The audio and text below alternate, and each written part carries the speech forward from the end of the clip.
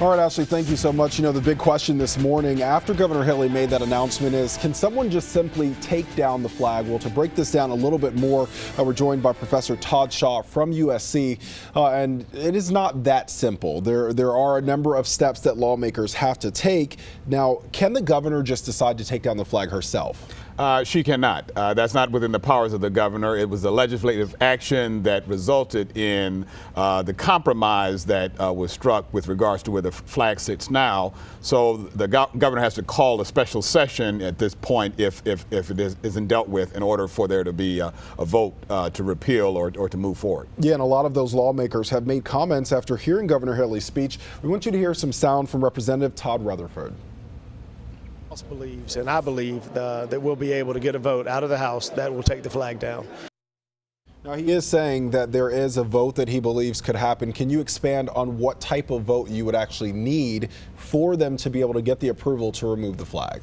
As I understand it, it's going to be sort of a requirement of a 2/3 majority in both houses to move forward. But you've heard from several legislative leaders, particularly and individuals within the House on the GOP side, Representative Pickens, Brennan, and then Davis on the Senate side, giving their support to the idea of removal of the flag. Mm-hmm. And it's something that we've seen in the past week, and certainly after the tragedy, a lot of people who were standing firm saying that flag should not be removed ever, now maybe switching their thoughts on it. But again, it is going to come down to a vote to be able to make that happen. Senator McElveen also speaking out yesterday, agreeing to much of what the governor had to say.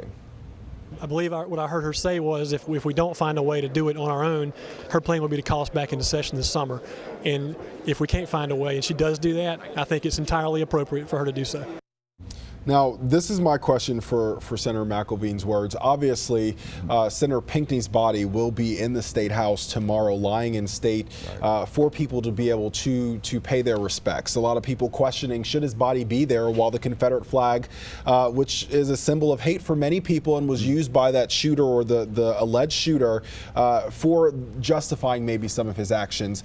If the governor was to call them back into session, if they did not make a decision as early as today or tomorrow, how long would it take possibly for them to remove that flag? To be determined as long as it sort of requires it. There was some discussions of could it take a couple of months and for that to occur. Again, it is a matter that I think the members are going to be taking a perspective, particularly those who want to lead on the issue and be sponsors, are going to lead and count heads and count votes and talk with their colleagues during the current session and to determine how long it will take. Now, is it possible that it could take a few months? Could it be into the summer or fall before that actually does happen if they don't get it done themselves? It could. The legislative has the prerogative to determine the length of the session in that regard, and so they could stay as long as they deem necessary in order to get it done or for a vote either to happen or not happen. And again, the governor pushing for them to make that happen very quickly. Senator Lindsey Graham also weighing in on this. He's been very vocal since that shooting, changing his opinion on what should happen to the flag. Take a listen. But this is part of who we are. Now, after the shooting, there's just no way to keep the flag. I think it's a roadblock to our future. Put it in a museum, move forward. All right, so you just heard kind of two opposing sound bites from Senator Graham. Do you think it has anything to do with the presidential campaign that would lead him to change his stance, or does it have to do more with statewide things? What are your thoughts from seeing how these things play out in politics? Well, I think certainly Senator Graham's opposition at this point, or support for the governor's removal, call for removal, has to do with presidential politics. I think in the larger sense, you have some ways in which individuals outside of South Carolina or outside the South don't quite understand that attachment, given that the sort of checkered history of the flag. And then also there are, of course, the factors within the state.